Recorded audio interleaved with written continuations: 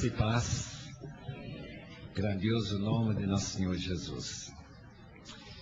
Após escutar uma apresentação como essa, eu lembro de um livro que está na minha biblioteca em casa, de alguns órfãos chineses, que mais ou menos 50, 60 anos atrás tiveram uma visão do céu. Saíram lá na hora devocional e subiram como Paulo ao terceiro céu, paraíso. Eles viram as maravilhas que o livro de Apocalipse conta e várias outras coisas que não estão no livro. O que também não está naquele livro eu vou contar, que o Nova Jerusalém tem favela. Sabia disso, né? E lá uma casinha, lá na favela, é a minha. Não é um palácio, não. Porque a Bíblia é muito claro que os primeiros serão os últimos. Depois de uma apresentação dessa, já sei para onde eu devo me dirigir, que endereço vai ser meu lá no céu. Eu tenho aqui algumas coisas que eu gostaria de mencionar para os amados irmãos que têm paciência. Primeiro, é muito mais importante que qualquer outro. A nossa querida irmã, Dona Ana Maria Costa, de Brasília, tem recebido uma revelação divina a preparar pactos de adoção. Tal como Desperta Débora é um pacto com nossos filhos, aqui tem um pacto para ser assinado para oração diária para algum povo ainda não alcançado, pedindo particularmente para que a igreja se mobilize para alcançar aquele povo, no envio de uns missionários transculturais para traduzir a Bíblia e para levar as boas novas. E que Deus salve aquele filho povo. Portanto, lá na sala de oração, os irmãos e irmãs que sentem que Deus quer lhe colocar uma obrigação abençoada de chegar no céu e ver a resposta à sua oração com um povo ainda não alcançado, por favor, não esqueçam de passar por lá. Lá no estande do Kairos tem um livro chamado Cristianismo Bíblico da Perspectiva Africana. Este livro, pela graça de Deus, foi reimpresso depois de uns 3.000 exemplares serem enviados e alguns comprados aqui no Brasil. Nós estamos esperando enviar mais pelo menos 2 a 3.000 exemplares desse livro para nossos co-religionários, co-obreiros lá nesses países de fala portuguesa. Se os irmãos quiserem, para entender bem melhor a cena africana do ponto de vista bíblico, porque é uma teologia bíblica, a discutir todas aquelas áreas tão complicadas que também nos afetam aqui no Brasil, como guerra espiritual, como aquele luta contra esses espíritos, os irmãos podem adquirir esse livro por um preço mais simbólico para ajudar no envio. Não precisa ganhar nada nesse livro. Um irmão muito abençoado pagou a imprensa, pagou o papel, e qualquer arrecadação de R$10 por cada volume vai ser utilizada para envio para a África. A natureza missionária da igreja. Como me desafia este tema? Nossa reflexão tem que andar bem mais numa outra área que nem paramos para pensar durante esses dias. Se de fato a igreja tem natureza missionária. Porque se não tem, se a igreja tem uma tendência a enxugar-se, a murchar e desaparecer, então nós temos que entender o que está acontecendo.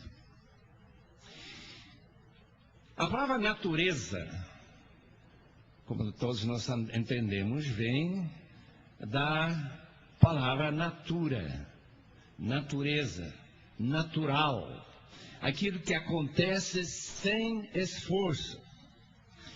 como a minha digestão. Não sei se sua digestão, você se esforçou muito nesta manhã, além de pôr na boca esse gostoso café. A natureza da digestão, a natureza da circulação do sangue no meu corpo, a natureza dessa troca de tóxicos nos meus pulmões, tudo funciona naturalmente.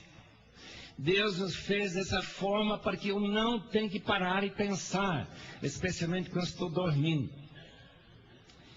Portanto, quando eu trato nesta manhã sobre a natureza missionária da igreja, eu queria tanto explicar como é que algumas igrejas têm esta natureza e outras não têm. Para alguns, tem um problema na sua digestão e não funciona. Outro dia nós ouvimos a história do irmão de Jakarta que foi para Bandung, na Indonésia. Lá ele distribuiu muita literatura evangélica, Bíblias, Novos Testamentos, folhetos. A área totalmente muçulmana. Depois de ele ir embora, o chefe da mesquita, o imã, manda recolher toda aquela literatura e queimar isso todo. Logo que ele queimou, ele começou a ter problema na digestão. Problema lá nos intestinos.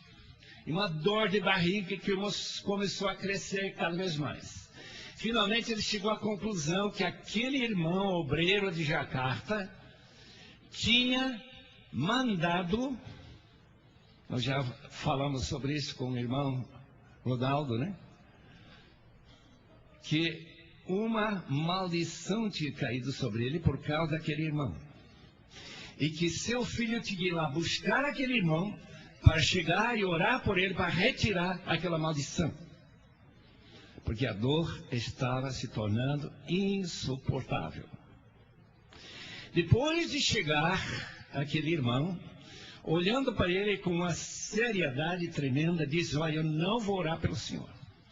O senhor fez algo que não podia nem ter pensado fazer, queimar o livro sagrado de Deus. O senhor está sendo punido por Deus. E eu não vou orar pelo senhor. Ao não ser que você se arrependa e peça perdão, aí eu oro pelo senhor. O homem não estava nem próximo a uma decisão como essa. Daí o líder foi embora e ele começou a piorar e piorar. Antes de ele pegar o trem de volta, ele mandou o filho trazer ele de volta e disse: eu estou pronto a me arrepender. Chegou lá, falou de Cristo para ele, explicou o que ele tinha feito. Ele se arrependeu, pediu perdão. E na oração ele foi liberto. A digestão começou a funcionar de novo. A minha pergunta é: os irmãos nunca queimaram a palavra de Deus? Com certeza. Não tem ninguém que fez assim uma pilha, um monte de livro evangélico, especialmente a palavra de Deus em Novo Testamento, queimar. Portanto, não tem nenhum problema aqui no seu interior. Qual é o problema? O problema está na natureza missionária da igreja. A igreja não compreendendo a base que ela precisa de uma forma tão extraordinária cumprir com todas aquelas ferramentas e possibilidades que Deus deu para a sua igreja para cumprir. Em 1974, eu tive o privilégio de sentar, como os irmãos estão sentados, num grande congresso chamado de Lausanne, na Suíça. Uma palavra de um irmão que trabalhava aqui no Brasil, chamado Howard Snyder, que é uma das únicas frases que ainda guarda na minha cabeça. Que Deus escolheu a igreja como agente da evangelização mundial. A igreja de Jesus Cristo é o agente de evangelizar o mundo. Não sei qual é a sua opinião. Pode ser que nós aqui estamos pensando que eu sou essa é a gente. A palavra de Deus, e concordo plenamente com o Dr. Snyder, que é a igreja. Portanto, se nós compreendermos qual é essa missão da igreja e pudermos influenciar de alguma maneira, como este congresso tem tentado influenciar, esta modificação de pensamento sobre qual é de fato a missão, que é a missão quando ela funciona naturalmente, como aquele livro do Christian Schwartz, que alguns aqui têm lido com certeza, Crescimento, Desenvolvimento Natural da Igreja. Como é que funciona a missão com sua natureza funcionando perfeitamente como Deus tensionou? A minha tese nesta manhã e amanhã vai ser a mesma.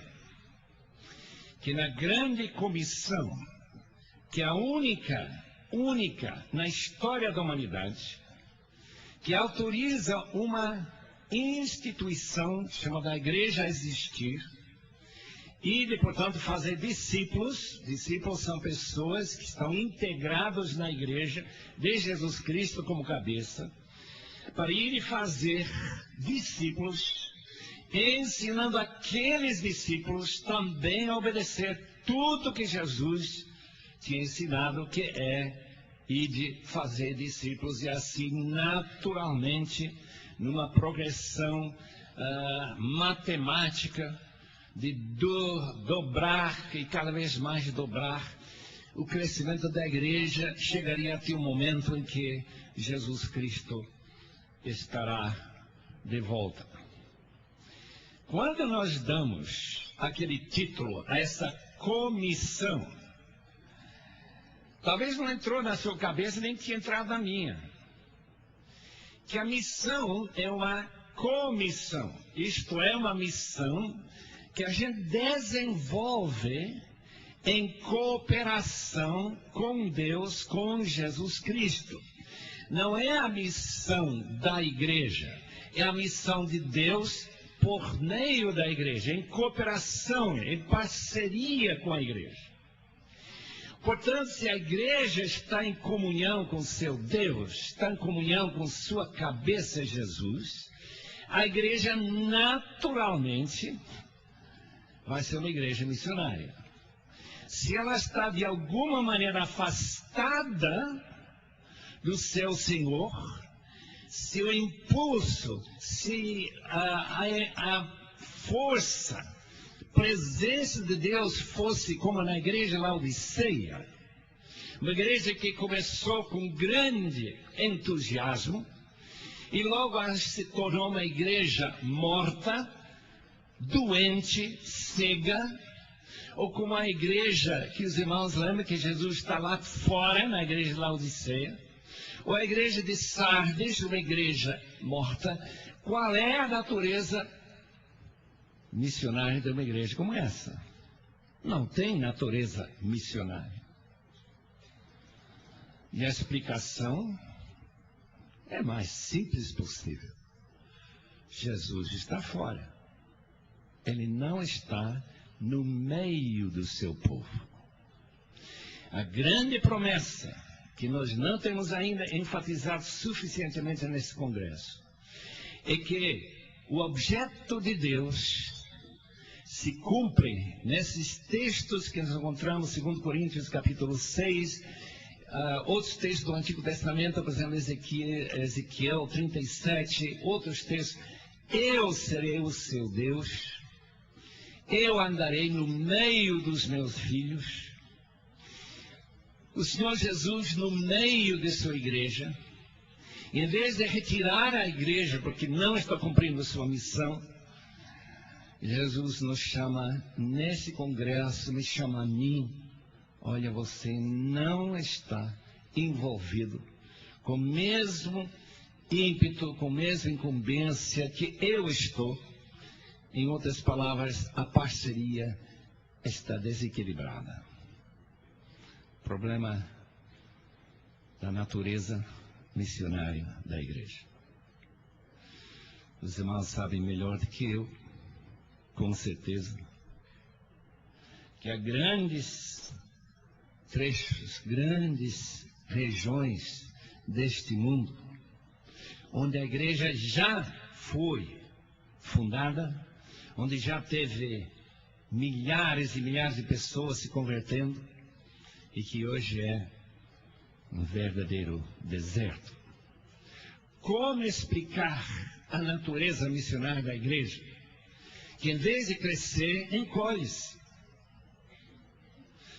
murcha e finalmente morre, e tem que ser reevangelizada? A Líbia, Marrocos, toda a região do Médio Oriente, Arábia, a Síria, a Turquia. Mas, irmãos, onde está a natureza missionária da igreja? Que morre. Não tem? Acabou. Vamos começar olhando para entender o que é que Deus quer fazer neste mundo.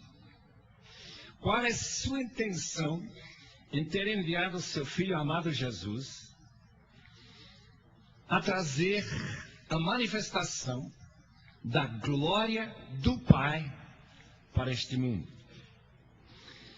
Em João capítulo 1, só chegar no versículo 18 desse prólogo do Evangelho, encontramos um versículo muito conhecido, o versículo 18, que dá para nós o cerne da missão que Jesus Cristo teve ao chegar a este mundo.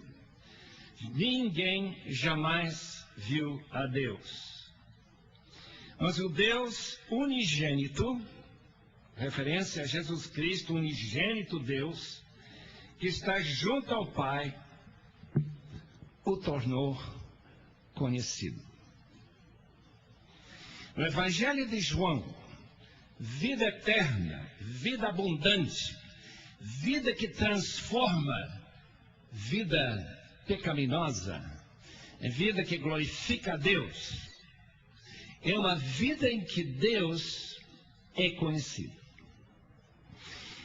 No original, essa palavra tornou conhecido, é uma palavra que precisa ser compreendida um pouco mais profundamente. É a palavra tornar, como um pepita de ouro lá em Carajás, ou um diamante lá numa África do Sul, que está escondido lá no fundo de uma mina, e depois de ter retirado, limpado e tornado visível, coloca à disposição de todo mundo ver que Deus está no meio de nós. A palavra exegeomai, ex para fora, geomai, conduzir para fora, o Deus que estava fora, toda pecaminosidade tornou este planeta, segundo C.S. Lewis, um planeta silencioso, um planeta de escuridão, de pecado, porque Deus está fora. Jesus vem para tornar o Pai conhecido. Versículo 14, desse mesmo trecho, deve ser importante para nós: aquele que é a palavra tornou-se carne, viveu entre nós, se encarnou. Vimos a sua glória, como do unigênito, vindo do Pai, cheio de graça e de verdade. Qual foi a glória que Jesus manifestou? É exatamente a missão de nosso Senhor Jesus, particular glória do Pai, invisível, sendo visível na pessoa do seu Filho. Essa foi a missão que Jesus teve em chegar aqui. Demonstrar para aqueles discípulos, para aqueles que depois iam se converter, depois da ressurreição de Jesus, olhar para essa pessoa, Jesus de Nazaré, disse: ali estava Deus. Estava no meio de nós. Quando a igreja morre, não tem nenhuma evidência que Deus está no meio de nós.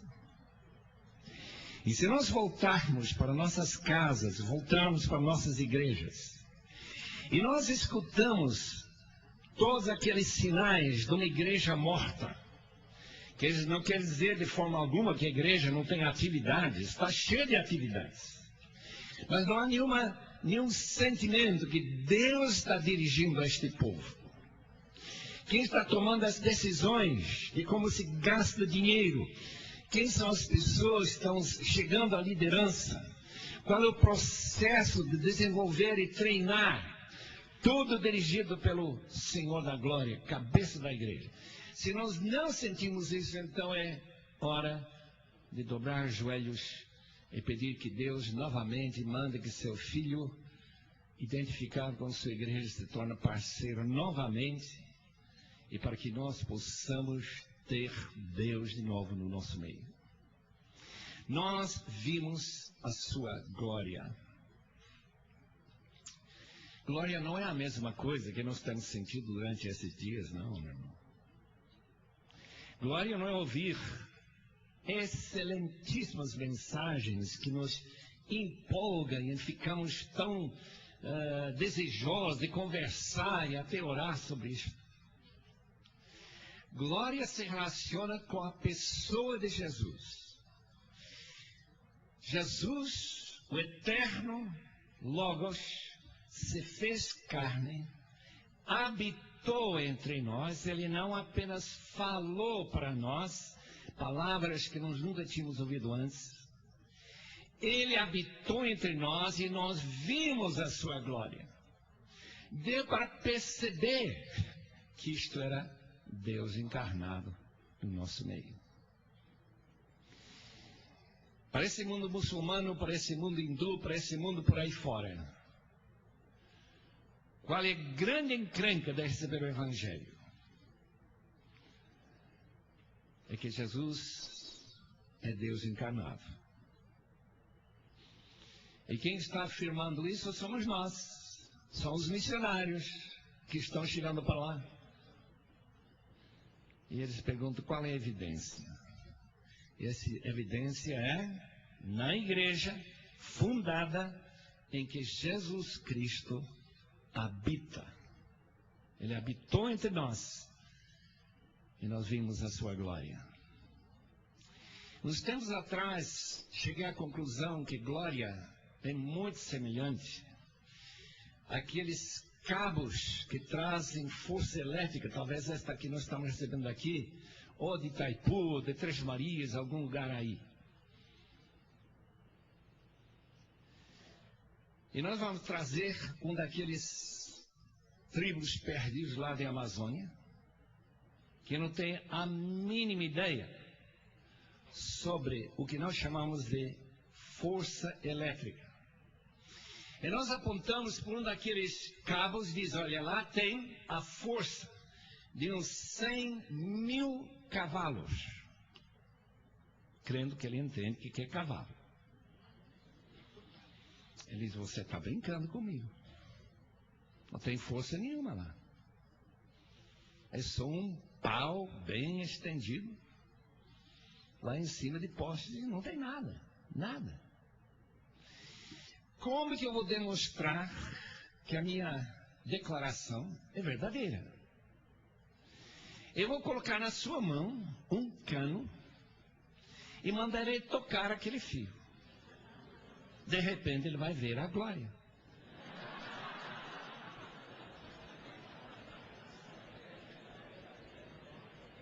Isso é glória, meu irmão.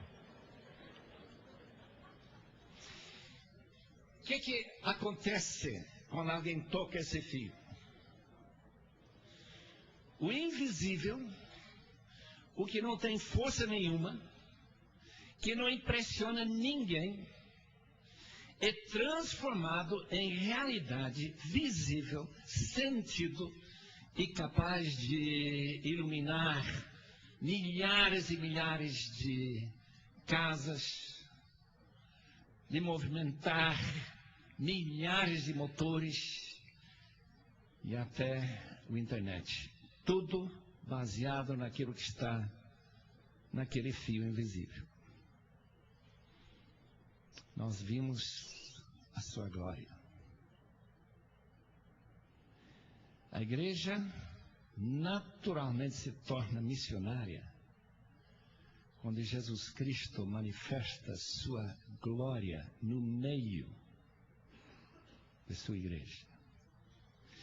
Quando os candeeiros das 7 igrejas caminham no meio das igrejas e não é expulso por atitudes de rejeição, de elevação de indivíduos que não têm nenhuma glória a não ser a glória dos homens e nada da glória de Deus.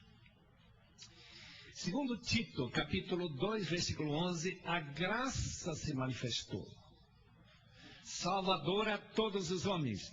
Eu entendo que essa graça que se manifestou não é outra, senão a encarnação de Jesus Cristo. A graça do Antigo Testamento é mencionada nesse versículo. Vimos a sua graça e verdade, cheia de graça e verdade, que essa graça se manifestou. O que é a missão natural da igreja? Manifestar a graça salvadora de Deus a todos os homens. Quando a igreja é utilizada por meios e fins contrários à sua missão, fonte de lucro, como aqueles maus obreiros de 2 Coríntios 2,17. Quando a igreja de Jesus Cristo é meio para subir até ficar entronizada no Vaticano. Quando a igreja traz outros benefícios que não estão relacionados com a manifestação da presença de Cristo, ela perde sua missão e começa a encolher. Como as igrejas vazias, que já eram igrejas missionárias, que a gente conhece muito bem em outros países, por exemplo, como Inglaterra, França, Alemanha, Estados Unidos, Canadá e quantos outros lugares. Nossas igrejas, queridos irmãos, têm uma tremenda incumbência de alguma maneira, nesta parceria, deixar que a glória que vem do céu na pessoa de Jesus Cristo venha se manifestar no nosso meio. Como se manifestou, obviamente, o apóstolo Paulo, quando ele era o grande perseguidor. O que significa vida eterna no Evangelho de João? Todo mundo aqui pode responder. Primeiramente, vida eterna significa crer. Claramente. João 3,16. O Filho foi enviado para que nós creiamos alguma coisa. Certas verdades básicas. Por exemplo, que Jesus Cristo é o Filho de Deus. O fim, ou finalidade, propósito do Evangelho de João foi essa. Para que vocês creiam que Jesus é o Filho de Deus, que Ele é o Messias prometido do Antigo Testamento. Nós temos que crer que Ele morreu e que Ele ressuscitou. Em outras palavras, crer é fundamental. Mas não é tudo no Evangelho de João. O Evangelho de João também afirma que vida eterna é conhecer. Não é somente crer.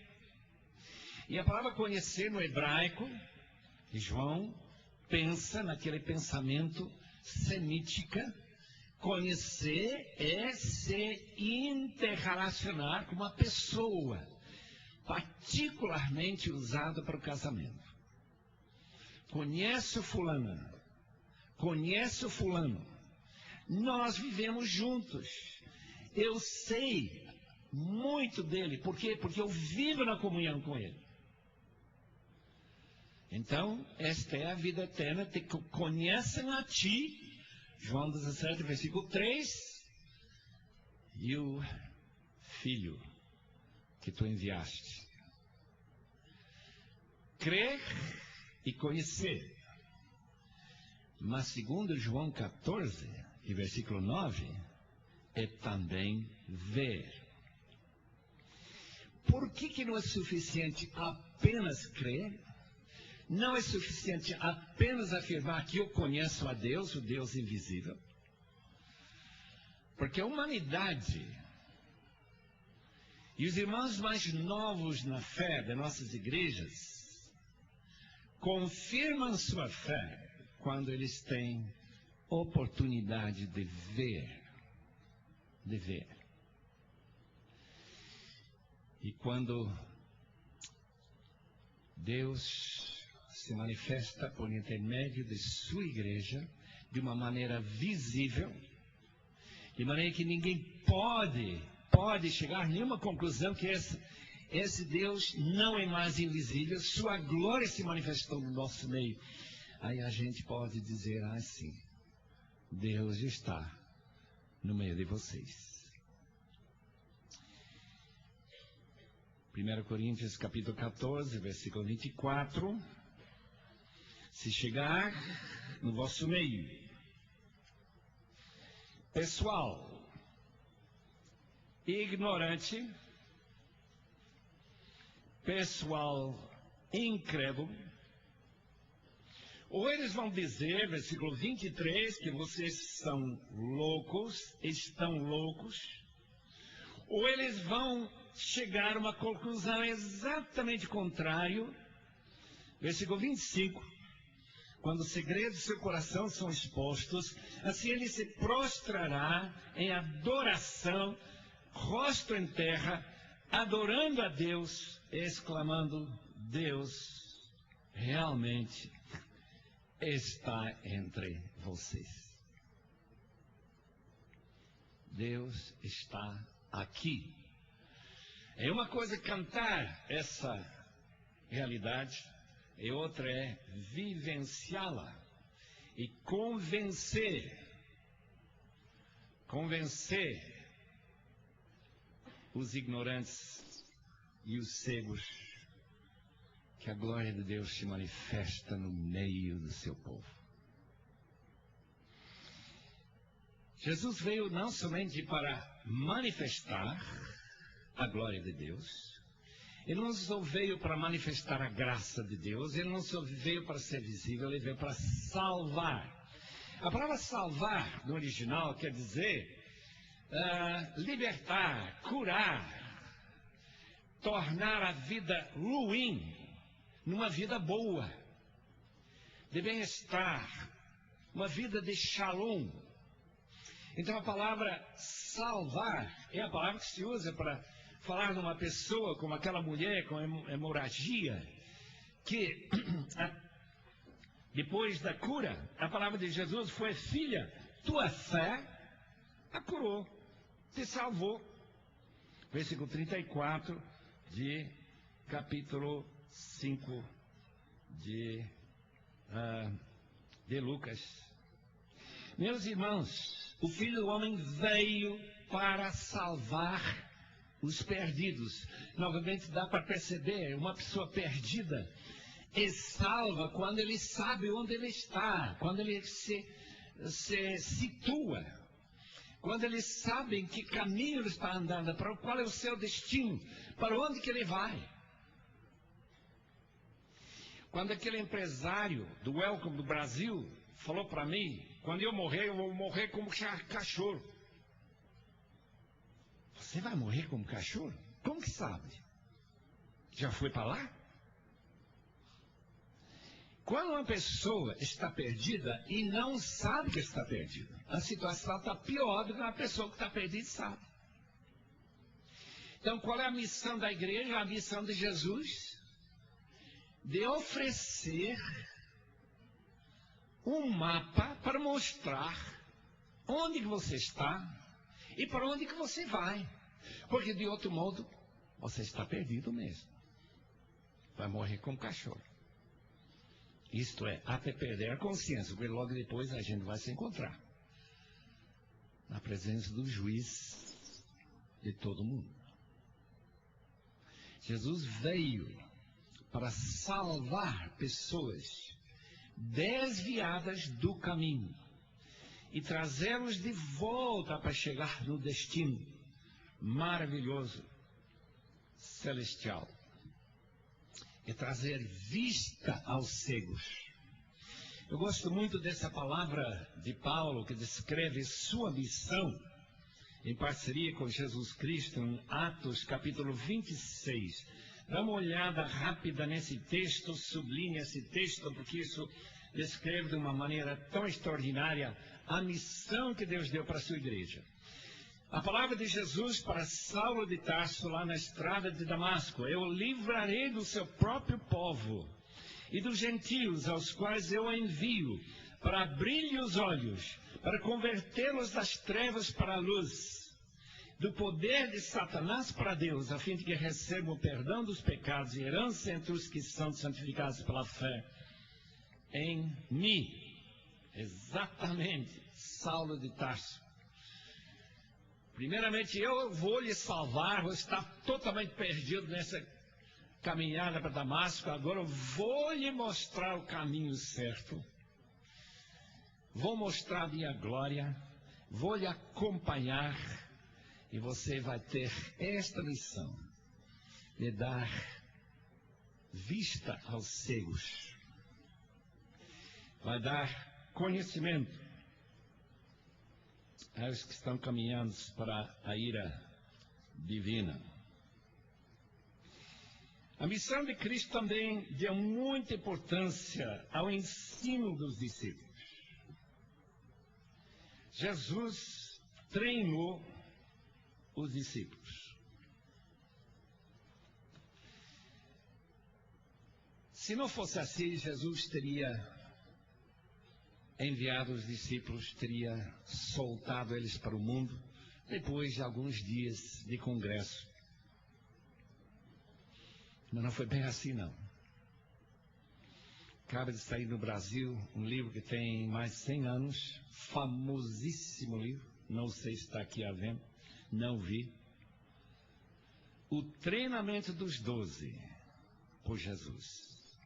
É um estudo que vale a pena fazer. Se nossa grande comissão é de ir e fazer discípulos, batizando em nome do Pai, do Filho e do Espírito Santo e ensinando-os, treinando-os, capacitando-os a fazer, pensar tudo como eu vos ensinei. Quer dizer, a missão natural da igreja missionária é repetição daquilo que Jesus fez com seus próprios discípulos. O ensinamento, portanto, dos discípulos que nós vemos nos evangelhos é um grande seminário que qualquer irmão pode fazer sozinho em casa, um estudo, ou para qualquer escola que tem organizado esse material todo para dizer: aqui está o ensinamento de Jesus, que é a nossa missão de transmitir para as pessoas que vão se adentrar neste novo povo, onde Deus vai se manifestar.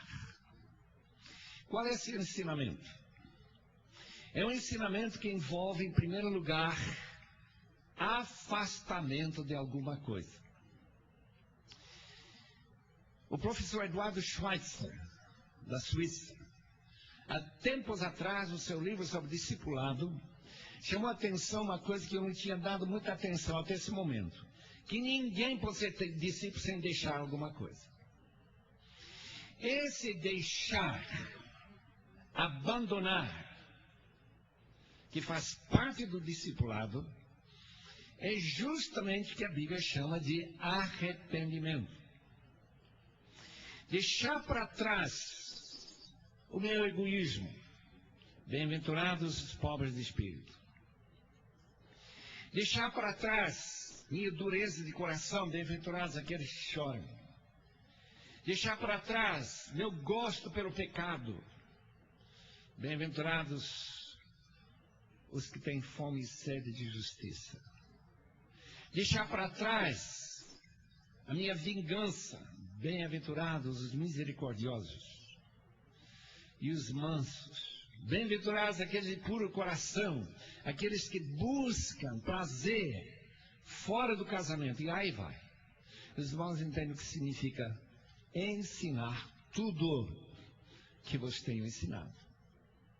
E durante aquele período de apenas 3 anos de convívio com Jesus, aqueles discípulos estão passando por um processo de arrependimento, de deixar para trás não somente família, não somente antigas ambições. Todo mundano tem suas próprias ambições, mesmo as pessoas mais perdidas, para pegar novas ambições, para ter uma nova razão para viver, para ter uma vida com propósito. Por usar uma frase que já se tornou uma grande frase. Mas Jesus fez mais do que isso. Jesus colocou, num caso, os 12 discípulos e, em outro caso, 70 ou 72 dos seus seguidores a saírem em duplos para evangelizar cidades. E esse treinamento, que não é apenas intelectual, cognitivo, é um treinamento de prática. Como que se faz esse negócio? Eu não sei se nós temos sido tão sábios em enviar pessoas que nunca saíram para visitar ou para viver em outro lugar do mundo. Nossa lua de mel foi batismo no fogo para a Patrícia. Ela nunca tinha saído da América do Norte. Em 1957, nós fizemos uma viagem para o sul do México. Logo que cruzamos a fronteira e sentamos naquela mesa de café, está cheia de moscas, parecendo, não era bem pipoca, porque eram bem pretos aí. Ela queria voltar para casa. Treinamento, minha irmã. Quando nós chegamos naquele hotel, viu baratinho andando por aí. Ah, vamos voltar para casa. Não tem missionário que anda nessas duplas de Jesus que não quer voltar para casa. Mas depois desse treinamento eles voltam cheios de alegria. Porque Deus se manifestou. Quando nós falamos para o demônio, saia, saiu. Graças a Deus. Meus irmãos, enviar gente que não tem treinamento não é somente loucura, é sofrimento. É sofrimento.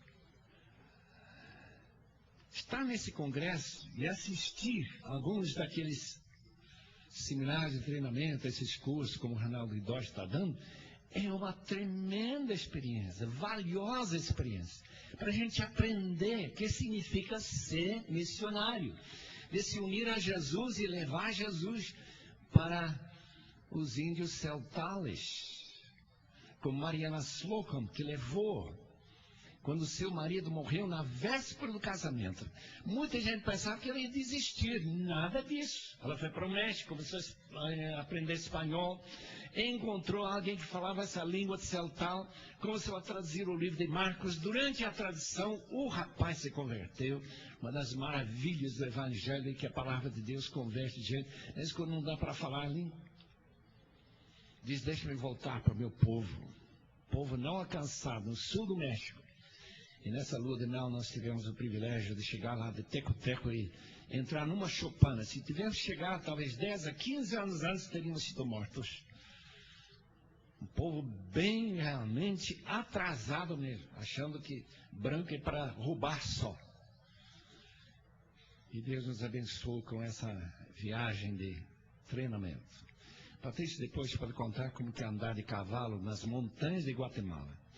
E subir passar 5 dias de viagem e ainda ver de onde nós saímos. Essa foi a velocidade com que nós andamos naquela época, 1957. Foi um treinamento maravilhoso. Jesus não manda gente sem treiná-lo. 3 anos. Mas o grande treinamento de Jesus, daqueles discípulos, foi quando eles começaram a compreender o centro da missão de Jesus. Abre suas Bíblias, aquele texto que já foi lido várias vezes, em Mateus 16. Primeiro, Pedro admite que Jesus é mais do que profeta, que Jesus é mais do que o Messias esperado pelos judeus. Ele admite que Jesus é de fato o Filho do Deus vivo. Tudo bem. Imediatamente Jesus disse: feliz é você, Simão, filho de Jonas, porque isso não lhe foi revelado por carne e sangue, mas por meu Pai. Versículo 18.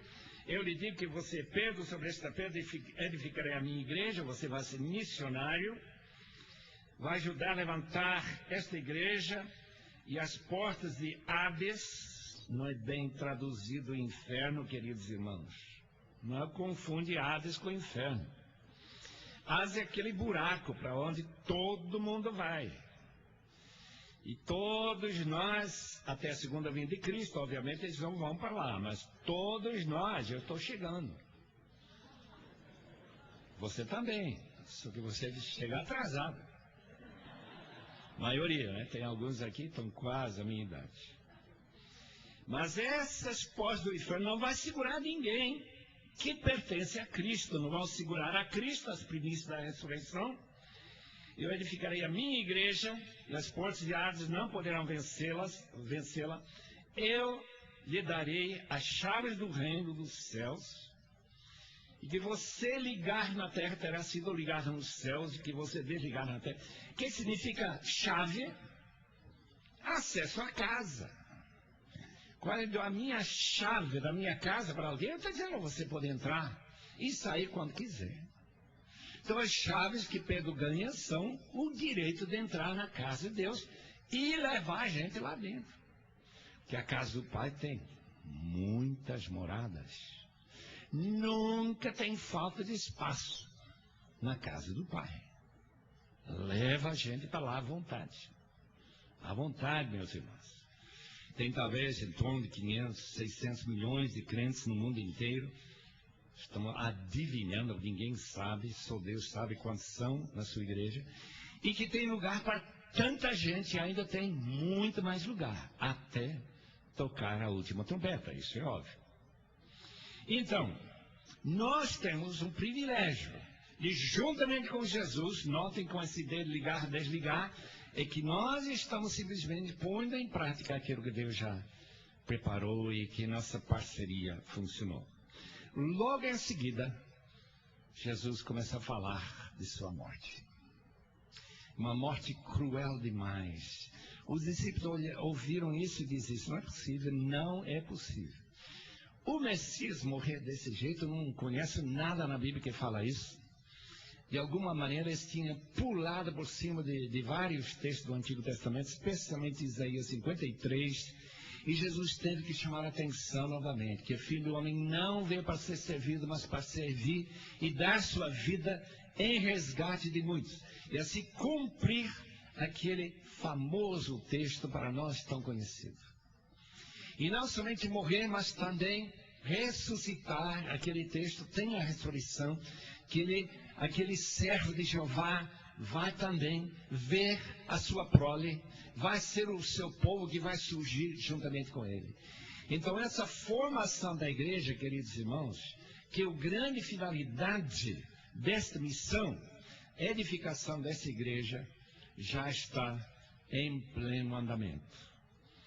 E durante o dia de hoje, acreditem, meus irmãos, acreditem, vão entrar pelas chaves do reino, colocar na mão de Pedro e tantos outros irmãos que estão por aqui e por todos os lados do mundo, vão entrar em torno de 70 a 100 mil novos irmãos hoje. Hoje, 13 de outubro de 2005. Eu sei que o irmão não acredita nisso. Isso é muita gente. 70 vezes mais gente que estava nesse auditório, num só dia. E aqui uma semana vai ter quase 1 milhão de novos crentes. Claro, alguns teriam morrido, né? Eles também vão acrescentar nessa igreja. Então, a morte de Cristo e a salvação que Ele dá é para nós completarmos essa tremenda obra que Deus começou com esses obreiros. O que mais que Ele ensinou, além de deixar alguma coisa, Ele ensinou que você tem que carregar alguma coisa. Você tem que carregar aquele pedaço de madeira, não uma cruz como nós imaginamos, foi apenas uma travessa, uma viga, em que você vai ser morto. E não sei o que chocou mais a Pedro, o fato que seu Senhor ia morrer de uma maneira tão vergonhosa, totalmente nu, ou se ele tinha que morrer. De qualquer jeito, ele vê que a morte de Cristo implica na morte dele também. E Jesus confirmou isso, que missionário que sai para o campo sem primeiramente morrer, não vai ser útil à missão. Qual é a nossa tese? A missão de Jesus é a missão da igreja. Jesus veio para morrer, nós estamos aqui para morrer. Eu nunca esqueço, li quando eu era ainda criança, John Peyton indo para as Ilhas de Salomão, ilhas de antropófagos, canibais. Irmão da minha idade, 70 anos, chamado Dixon, diz, olha, você vai chegar lá, você vai ser morto. Para aqueles canibais vai ser comido. O John Peyton, com uma serenidade total, disse, pela sua idade, dá para perceber que você também não tem muito tempo até ser deitado num caixão e ser comido por vermes. Agora, ser comido por gente ou verme, tanto faz. É isso mesmo, tanto faz. A missão não é só arrependimento, não é somente negar a si mesmo. Tem muita gente nesse mundo que se autonega para chegar a um alvo. Eu acho que aquele senhor que está na presidência do nosso país, senhor Luiz Inácio Lula da Silva, eu acho que ele se negou bastante para chegar lá. Mas eu não sei se ele carregou cruz nenhuma. Nós negamos a nós mesmos para quê? Para que tenhamos coragem para carregar a nossa cruz. Nós já ouvimos aqui, durante esses dias, que o grande problema da missão não é a perseguição. Poderia ser, obviamente. Lugares como Indonésia, lugares como na China comunista, Coreia do Norte, onde missionário nem é permitido entrar, Vietnã e tantos outros lugares, portos abertos, têm nos ajudado muito a compreender o que significa perseguição. Mas o grande problema, segundo os irmãos que já estão no campo já há anos, são interrelacionamentos de pessoas que ainda não carregaram sua cruz, não chegaram ao Calvário, ainda não morreram. E o resultado é que eles vão construir um império, se conseguirem, ou vão voltar frustrados porque ninguém quer aceitar esse evangelho deles. E em vez de Deus estar no meio do seu povo, é um desastre. Pessoas voltam de uma forma triste demais. Frustrados e sem poder explicar para ninguém por que eu fui para esse campo missionário. Sempre temos desculpas, não tive sustento, não tive isso, não tive aquilo, mas a verdadeira razão, não em todos os casos, obviamente, mas em alguns casos, que eu não carreguei cruz nenhuma, não morri.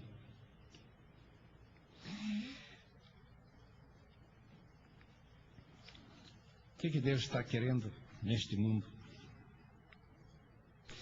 Qual é a finalidade de Deus neste mundo? É glória, meus irmãos. E já foi anunciado, concordo plenamente que essa é a razão. Manifestação do Deus invisível através da imagem do seu Filho. E que imagem? Imagem de uma pessoa nascida numa manjedoura, nascida uma virgem, uma pessoa que durante toda a sua vida acusado de ser filho ilegítimo, e assim vai. Até ele morrer na cruz. E depois, por causa disso, Deus o exaltou sobremaneira.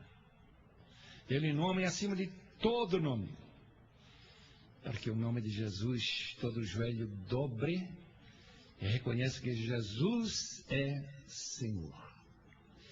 Essa finalidade, meus irmãos, de alguma maneira mostrar a descida de Jesus.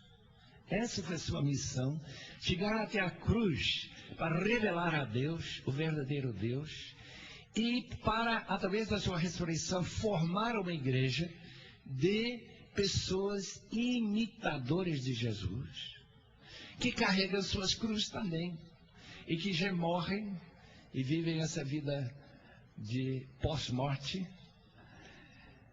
com a atitude de alguém que já voltou do sepulcro, já mostrou sua realidade verdadeira. Meus irmãos, como estamos esperando um movimento missionário de verdade aqui nesse país.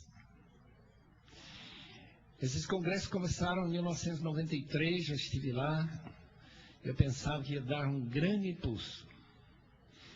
Fiquei decepcionado. Ainda estamos com uma porcentagem tão pequena de irmãos que interessam. Dos 25 a 30 milhões de crentes, quantos missionários? 3, 4 mil. Quer dizer, somente 10 mil crentes dá para mandar um obreiro para lá fora. E a razão desse receio de mandar obreiros, porque o problema é que não é simplesmente que não tem candidatos, tem candidatos. Tem muita gente lá pronta a seguir a Jesus nessa maneira. E começar a se treinar, a se preparar. O problema qual é? O problema da igreja se engajar na missão de Jesus. Porque a missão da igreja, como está na cabeça da maioria de nossos líderes, me parece, eu estou agora querendo fazer acusação nenhuma, é construir algo visível que reflete a importância daquele líder que construiu aquele templo, que arrebanhou tanta gente e que tem um orçamento tão alto.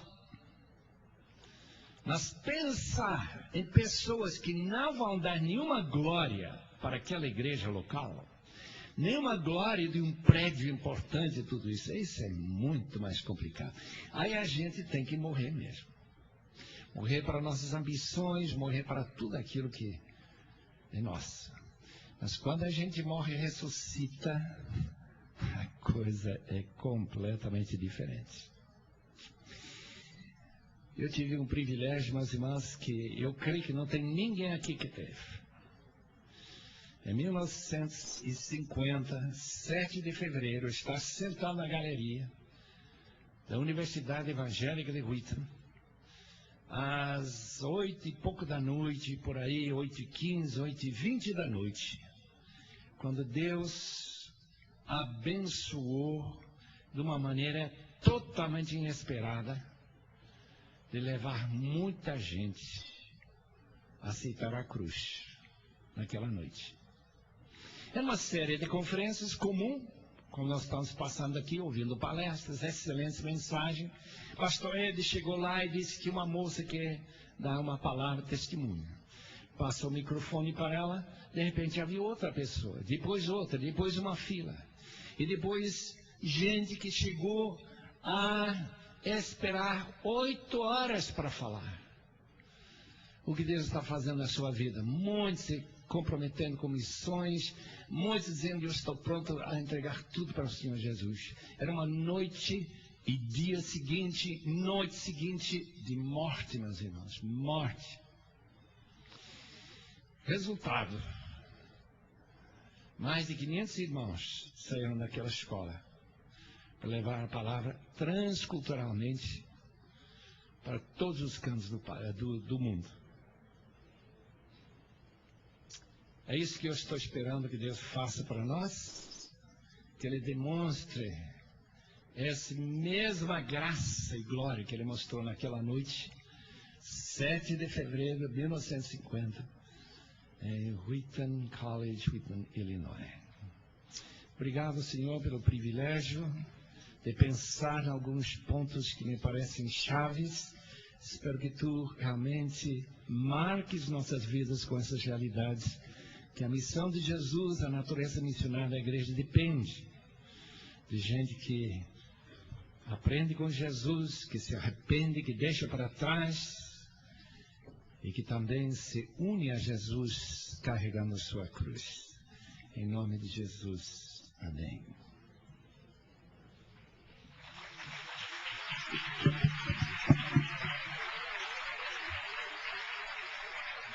Queríamos pedir o favor que todos os irmãos permaneçam. Nós temos algumas informações que são de interesse de todos vocês.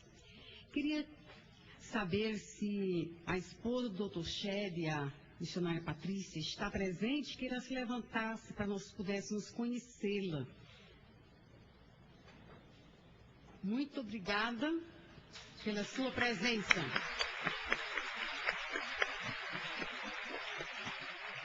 Pela sua história de vida junto ao Dr. Shed.